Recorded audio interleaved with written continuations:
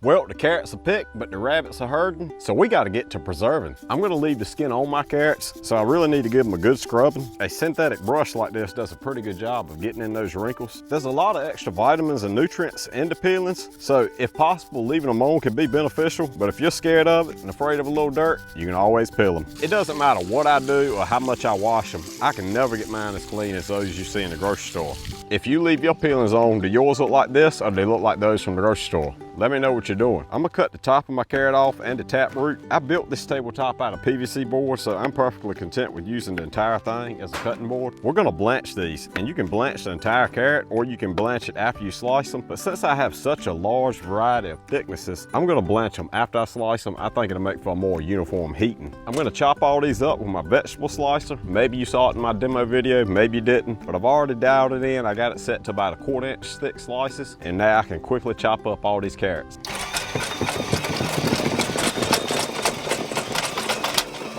I love it, I love it. It does flip some of them the long way like that, but I'm fine with that. I mean, just look at how quick it chops them up. I promise I can live with that. I can chop them up with a knife if I need to. Put them back through here, either one. For blanching, I got a steamer pot. I definitely need to get a bigger one, but this is all I got, so I have to do for now. But I filled the pot about half full of water. I'm gonna bring this to a rolling boil. Then I have my strainer here a little less than half full. So with the water boiling, I'm gonna add in my carrots. You want to be sure that your water completely covers the carrots. I added a little extra to mine. Typical blanch times are gonna be from 2 to 5 minutes. I'm going with 3 minutes for this. That's what works great for me, and I'll show you how you know in a minute. I'm sure everybody has a little bit of a different opinion on their exact time, but I'm not gonna let it back boil. I started my timer as soon as I dropped my carrots in here. When that 3 minutes is up, we're gonna immediately come out, let that drain, and go straight into an ice water bath. Now you're gonna need to have a lot of ice on hand.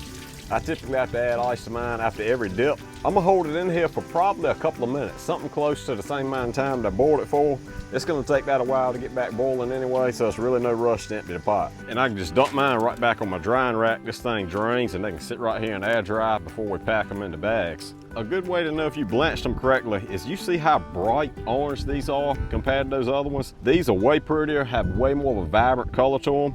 That is a good sign you nailed the blanching process. For storing my carrots, I definitely prefer to vacuum seal them. I just feel like it protects a lot better against freezer burn. I buy my bags on the bulk roll, then I can stick them in this machine and make my own bag. It'll seal the end. I like to weigh mine out, that way I have a good idea of how much I got in the serving sizes. Just to let you know, that's 2 pounds in a half-gallon mason jar. And there's your 2 pounds of tightly sealed carrots. Well, there it is, folks. My entire salvageable harvest came down to 20 pounds of carrots. I can't complain, but hopefully the next round will be a little bit better. Didn't somebody tell me it was gonna be a pain to clean this thing?